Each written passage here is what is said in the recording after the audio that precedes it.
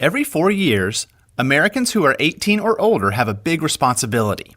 Our votes decide who becomes the President of the United States. Unfortunately, the U.S. election system isn't that simple. This is electing a U.S. President in plain English.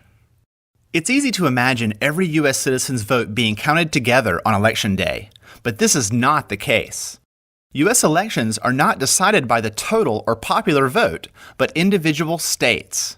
Let me explain. It starts with your vote. On Election Day, you'll vote for president and their vice president.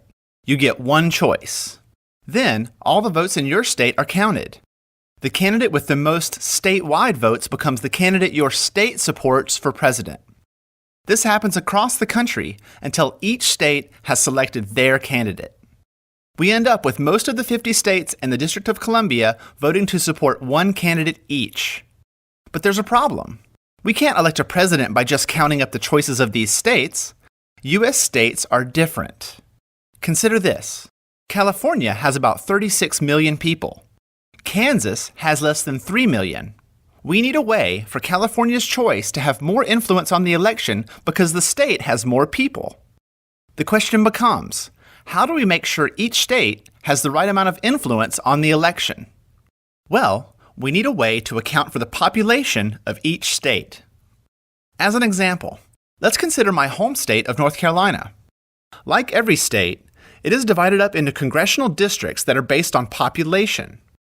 North Carolina has 13 districts, California has 53, and Kansas has 4. When it comes to a state's influence on the election, the number of districts matters most. More population equals more districts equals more influence. The influence a state has in the election is measured by the number of electors. This number comes from the number of districts in a state plus the number of U.S. senators, which is always 2. North Carolina has 15 electors, while California has 55.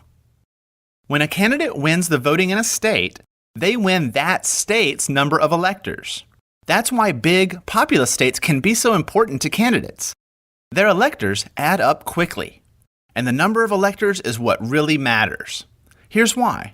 If you add up the electors of all 50 states in the District of Columbia, there are 538 in total. The candidate's goal on Election Day is to win the majority of 538, or 270 electors. Once a candidate wins enough states to reach the 270 majority, they have won the election and become the president-elect. Yay! So, let's recap. Your vote helps your state choose a single candidate. That candidate receives all the electors from your state. The candidate who can win enough states to reach 270 total electors wins the national election and becomes the president-elect. Then, on the following January 20th, the president-elect is sworn in as the next president of the United States. And it all starts with your vote. Make it count. I'm Lee Lefevre, and this has been Electing a U.S. President in Plain English on The Common Craft Show. One more thing. The Common Craft store now offers downloadable versions of our videos for use in the workplace. Find them at commoncraft.com/store.